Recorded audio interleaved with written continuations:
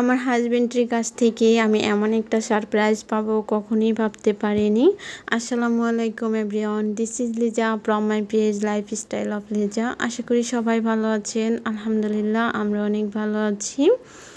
পয়লা মে ছিল আমার বার্থডে। প্রথমেই শুকরিয়া জানাচ্ছি মহান রাব্বুল আলামিনের প্রতি, যিনি আমাকে এ পর্যন্ত বাঁচিয়ে রেখেছেন। তারপরে কৃতজ্ঞতা প্রকাশ করছি আমার আব্বু আম্মুর প্রতি, যারা আমাকে সুন্দর পৃথিবীতে আসার এমনকি দেখার সুযোগ করে দিয়েছেন। আরও কৃতজ্ঞতা জানাচ্ছি আমার ভালোবাসার মানুষটার প্রতি, যে আমাকে এতটা ভালোবেসে আগলে রেখেছে। আমার বার্থডে নিয়ে যে ওনার এত প্ল্যানিং ছিল আমি একদমই জানতাম না, আর বুঝতেই পারিনি। 30 তারিখ উনি অফিস থেকে বের হয়, আমাকে বলে যে আমার কলেজ গেট কাজ আছে, আমি কলেজ গেট যাচ্ছি। তো আমিও বললাম যে আমিও আসি, কিন্তু ওনার মনে যে এত কিছু ছিল সেটা তো আমি জানতাম না।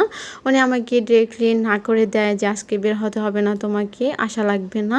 উনি আমাকে না করার কারণে আমার অনেক বেশি মন খারাপ হয়। নর্মালি দেখা যায় যে আমি বের হতে চাইলে কখনই উনি আমাকে না করে না, সেদিন আমাকে না করলো, এজন্য আমার অনেক বেশি মন খারাপ হলো। আর মন খারাপ করে মাগরিবের আজান দিয়ে দিল, আমি নামাজে দাঁড়িয়ে গেলাম। আর আমি নামাজে থাকতেই উনি বাসায় চলে আসে। বাসায় এসে আমার ছোট বোন মিলে দুজনে মিলে কেক সব কিছু ফ্রিজে রেখে দেয়। আর আমি কিছুই বুঝতে পারিনি। আমার তো অনেক বেশি মন খারাপ ছিল। আমি নামাজ পড়ে একটু মেহেদি পড়তেছিলাম। আমি দেখা যায় যে এরকমই করি, যখন আমার অনেক বেশি মন খারাপ করে তখন হয়তো মেহেদি পড়ি, না হয় সেজেগুজে ছবি তুলি এরকম।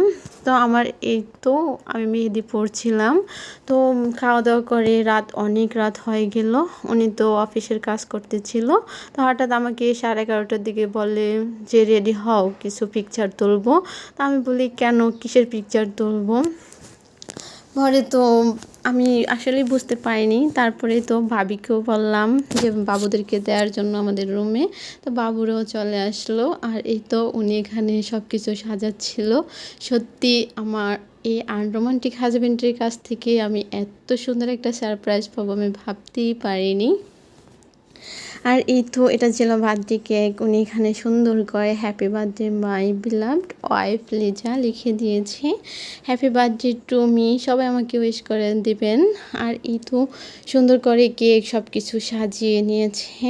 আর যেটা বলছিলাম যে ওনাকে আমি আনরোমান্টিক হাজব্যান্ড বলেছিলাম। আনরোমান্টিক হাজব্যান্ড বলার একটাই কারণ, আর উনি সব সময় অনেক বেশি গভীর মানুষ। খুব সহজে ওনার মুখ থেকে কোনো কথা প্রকাশ হয় না। যতটা না প্রকাশ করে তার চেয়েও বেশি উনি সবাইকে ভালোবাসে, কিন্তু অত বেশি প্রকাশ করতে পারে না, অনেক গভীর। তো এই তো সবাই মিলে আমরা কেক কাটতেছিলাম। আর এই তো বাবুদেরকে পেয়ে তো আমি অনেক বেশি হ্যাপি।